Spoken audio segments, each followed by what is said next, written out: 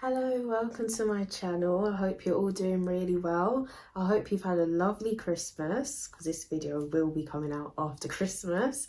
I've taken a really long break. Placement is killing me. But I just thought I'd do a video on hair loss. It's something that came to mind recently. It's also something that I know a bit about, and I just hope that this video can basically enlighten you as to what may cause hair loss, how common it is, and just not to be too worried about it, as it's a process for some people and there's products on the market that can always help. If you are new to my channel, it would really help if you could subscribe to hear everything about anything dermatology and aesthetics related. So if you are new and you're not aware of who I am, I'm Miss T Lindo. I am a skin and facial massage therapist. I'm also a student nurse, and I take great interest in anything to do with skin, hair and nails. So if you are interested in that, I would really appreciate if you could subscribe. If you do happen to like the video, then you can give me a thumbs up. And yeah, so if you want to hear more about hair loss, then keep watching.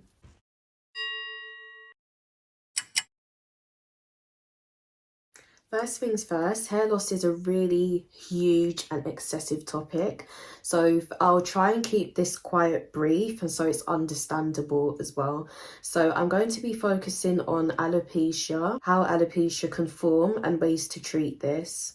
So starting with hair loss, it's actually more common in women than it is in men. This can be due to biological makeup as well as things as women styling their hair more, using more heat, which can contribute to breakage of the hair, which can have impact on the scalp as well, as I've mentioned in one of my other videos. So if you haven't seen that, you might want to go and check that out.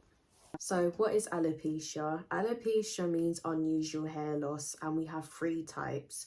So we have non-scarring alopecia, which basically means that the hair shaft is viable.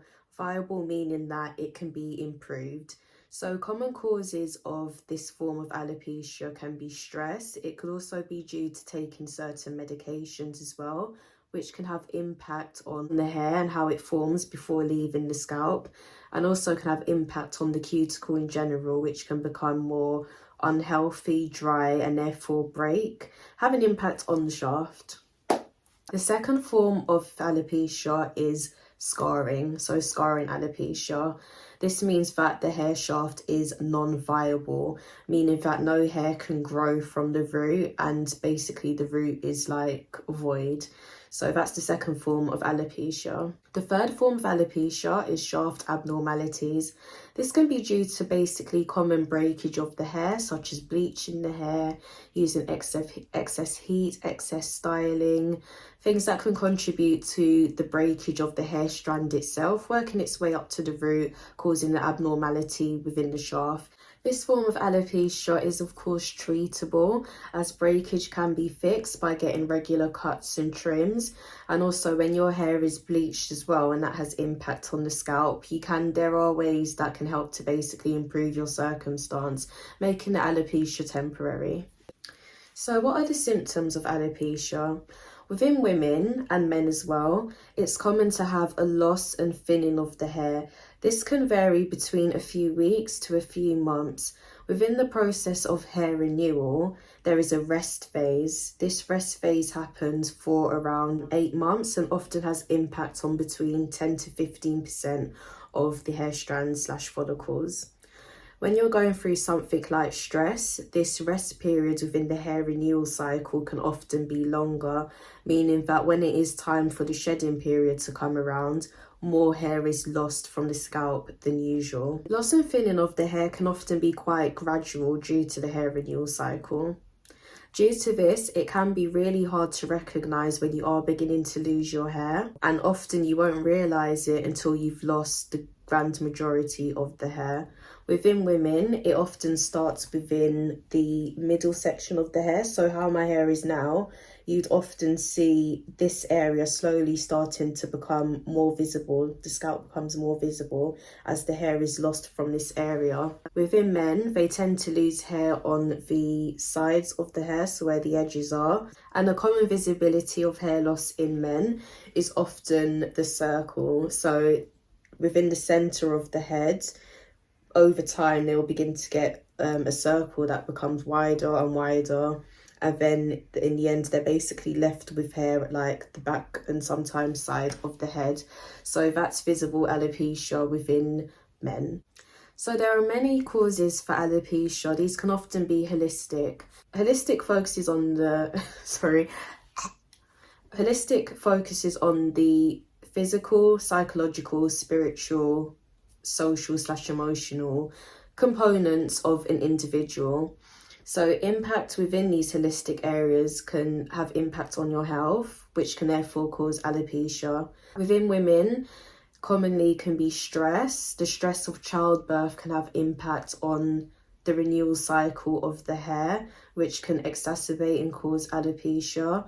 Also, your genes play a massive factor in the way that your hair grows and how your hair sustains as well once it's exposed within the environment.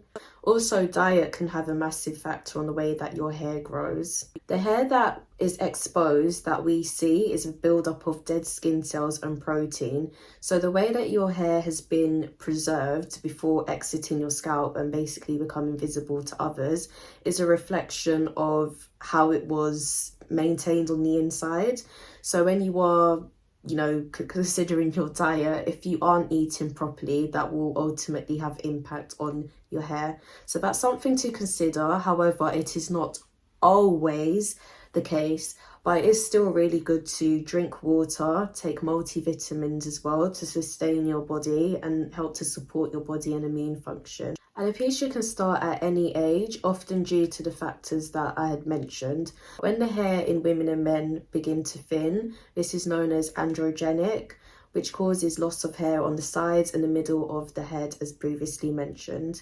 So knowing that this can start at any age, you want to be careful of maybe the way that you are styling your hair, or maybe see somebody early like a dermatologist or your GP to let them know that this does run in your family. It's something that you're concerned about, and they can help you to find methods and ways to ensure that the process is maybe slowed down. They can help you to explore options that can possibly slow down the process or to support you with maintaining your hair if it's something that you're extremely concerned about. So that brings me on to treatments. So there are many ways that alopecia can be recognised and therefore treated. So in dermatology, or maybe at your GP as well, they may take a biopsy from your scalp. This is often a day case process. So a small section of your scalp will be removed so that your type of alopecia can be established, and then this can be sent off for medical analysis. Upon finding what type of alopecia you have, it will be therefore much easier for the practitioner to find ways to help support you and your individual situation, as often no two situations are the same. I would also recommend going to your GP first if you are in the UK. Going to your GP first is like your first most important point of call, especially when it comes to getting referrals with specialist centres, as dermatologists can often be a very booked service, and also it can be quite pricey as well. So do see your GP as your first point of call, and they can help you to explore treatment areas and options. So there are options on the market that can help you when dealing with alopecia. The first thing that comes to mind is a treatment known as minoxidil. I know they sell this in Boots within the UK, and I'm sure they sell it in specialist clinics as well. But this basically helps to support you with hair growth. So if that's something that you're really concerned about when dealing with alopecia, you would most probably be prescribed this. So this can come in a shampoo format, and you would apply it to the scalp, leave that on for a while, rinse it off, and you do this maybe for a few times a week, and that can help you to improve your situation with alopecia. The next is a cosmetic treatment known as PRP. So basically, blood is taken from maybe your arm, as that's the most common place. So blood will be taken from you, most commonly from your arm, as that's the most common place. The blood will be taken, it will be put into a specialist machine that separates the plasma. Once this has been done, the plasma is taken and it's injected into the areas where you're experiencing the thinning. So once the blood is put into these areas, the oxygen from the blood as well as the other components of the blood basically stimulates growth within the area. So this is a method that you can look into for helping to deal with your alopecia.